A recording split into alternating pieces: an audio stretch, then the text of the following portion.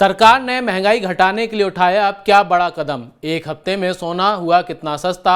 America से आ रही है क्या डराने वाली खबर।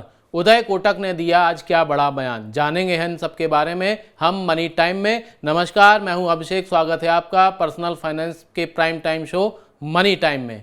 सरकार ने गेहूं की बढ़ती कीमतों पर अंकुश लगाने के लिए खुली बाजार बिक्री योजना के तहत थोक उपभोक्ताओं के लिए एफसीआई गेहूं का आरक्षित मूल्य घटाकर 2150 रुपये प्रति क्विंटल कर दिया है। इससे पहले यह कीमत 2350 रुपये प्रति क्विंटल थी। खाद्य मंत्रालय ने कहा है कि ये दरें 31 मार्च तक लागू रहेंगी। सरकार के सस्ती दरों पर गेहूं बेचने से मंडियों में भी गेहूं की कीमत कम होने लगी है। अभी तक गेहूं की कीमत में 5 रुपये प्रति किलो तक की कमी आ चुकी है। अब आगे इसमें और कमी आने की उम्मीद है।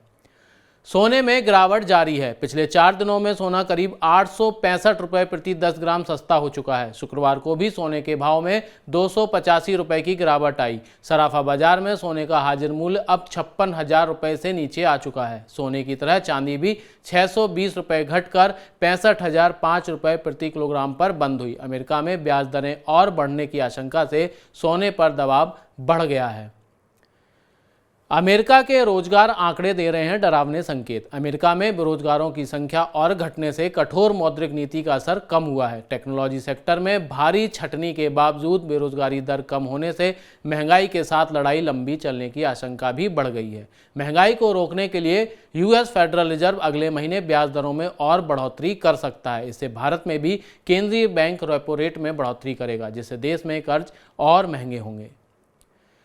कोटक महिंद्रा बैंक के प्रमुख उदय कोटक ने इंटरेस्ट रेट के बारे में एक बड़ा बयान दिया है। उन्होंने कहा है कि लंबे समय तक ब्याज दरें हाई लेवल पर बनी रहेंगी। कोटक ने कहा कि दुनिया भर के केंद्रीय बैंक रेट और बढ़ाने की तैयारी में है, क्योंकि केंद्रीय बैंकों की बैलेंस शीट में काफ़ी ज़्यादा लॉस है।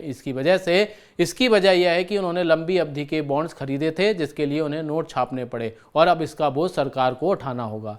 अमेरिका में भी महंगाई ऊंची बने रहने के संकेत हैं। इससे इंटरेस्ट रेट अभी और बढ़ सकते हैं। भारतीय रिजर्व बैंक ने विदेशी अंशदान विनियमन अधिनियम यानी एफसीआरए से जुड़े लेन देन को लेकर एनईएफटी और आरटीजीएस में बदलाव किया है। यह बदलाव गृह मंत्रालय के भारतीय स्टेट बैंक से विदेशों से भेजे जाने वाले पैसे समेत विदेशी चंदा देने वालों के बारे में दैनिक आधार पर रिपोर्ट देने के लिए कहे जाने के बाद उठाया है। नए बदलावों के तहत अब सभी बैंकों को दानकर्ता का नाम, पता, मूल देश, राशि, मुद्रा और भेजने के उद्देश्य समेत सभी विवरण दर्ज करने जरूरी होंगे। देश में हर 100 में से 70 लोग हैं कॉल ड्रॉप की समस्या से परेशान। ज़्यादातर मोबाइल फ़ोन उपभोक्ता बीच में कॉल कटने या कॉल कनेक्शन की समस्या का सामना कर रहे हैं। लोकल सर्किल के एक सर्वे में शामिल 69% ग्राहकों ने कहा है कि उन्हें लगभग हर दिन कॉल कनेक्शन या कॉल बीच में कटने की समस्या से जूझना पड़ता है। वहीं 32% लोगों का कहना है कि भुगतान करने के बाद भी उन्हें 4G या 5G सेवाओं का पूरी तरह लाभ नहीं मिलता। सेबी ने पूंजी बाजार में पारदर्शिता लाने के लिए सभी शेयर ब्रोकर और डिपॉजिटरी के लिए अपनी वेबसाइट का संचालन अनिवार्य कर दिया है। सेबी ने कहा है कि शेयर ब्रोकर और डिपॉजिटरी प्रतिभागियों की विभिन्न गतिविधियों के बारे में निर्दिष्ट वेबसाइट पर जानकारी देने से निवेशकों को संबंधित सूचना मिलेगी और पारदर्शिता लाने में भी मदद मिलेगी। वेबसाइट पर पंजीकरण, कार्यालय का पता और शाखाओं के अलावा सभी प्रमुख अधिकारियों के नाम और संपर्क नंबर की जानकारी उपलब्ध करानी होगी। बीमा क्षेत्र में बढ़ रही है धोखाधड़ी। प्राइवेट सेक्टर की करीब 60% बीमा कंपनियों का मानना है कि बीमा संबंधी धोखाधड़ी के मामलों में उल्लेखनीय वृद्धि हुई है।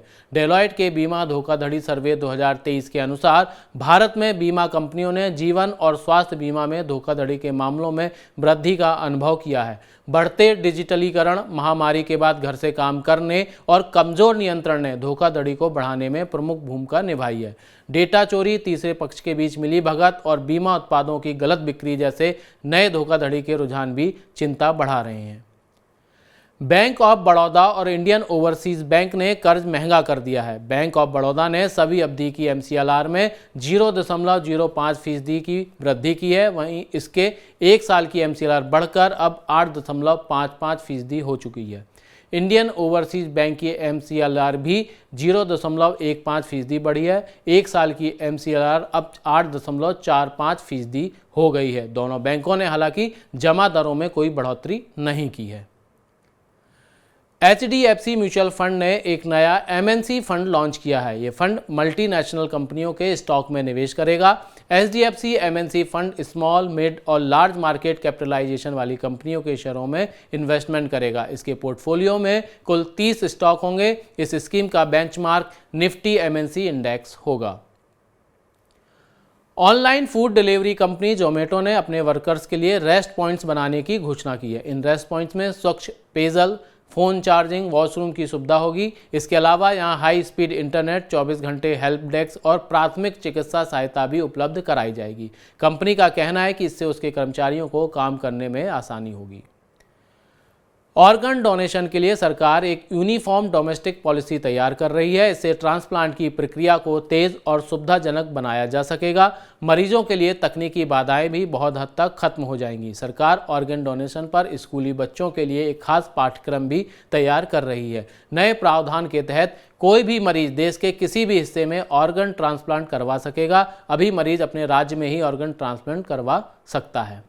भारतीय रेलवे और इंडिया पोस्ट ने संयुक्त रूप से एक नई पार्सल सेवा की शुरुआत की है। रेल पोस्ट गति शक्ति एक्सप्रेस कार्गो सेवा की ये सुविधा 4 क्षेत्रों दिल्ली, कोलकाता, बेंगलुरु, गुवाहाटी, सूरत, मुजफ्फरपुर और हैदराबाद हजरत निजामुद्दीन में मिलेगी। पार्सल को सीधे उपभोक्ता के घर से उठाया जाएगा और इसे सीलबंद बक्सों में भरकर समय पर इनकी डिलीवरी सुनिश्चित की जाएगी। उम्मीद है आपको मनी टाइम का आज का एपिसोड पसंद आया होगा। आपको हमारा आज का शो कैसा लगा बताने के लिए कमेंट बॉक्स में अपनी राय जरूर शेयर करें। आपके सुझाव हमें इस प्रोग्राम को और अच्छा बनाने में मदद करेंगे। आपने काम की खबरों को देखने के लिए मनी 9 के मोबाइल ऐप को जरूर डाउनलोड कर लें। नई खबरों के साथ अब आपसे होगी सोमवार को मुलाकात। तब तक आप देखते रहिए मनी 9 के अन्य खास प्रोग्राम। नमस्कार, गुड नाइट।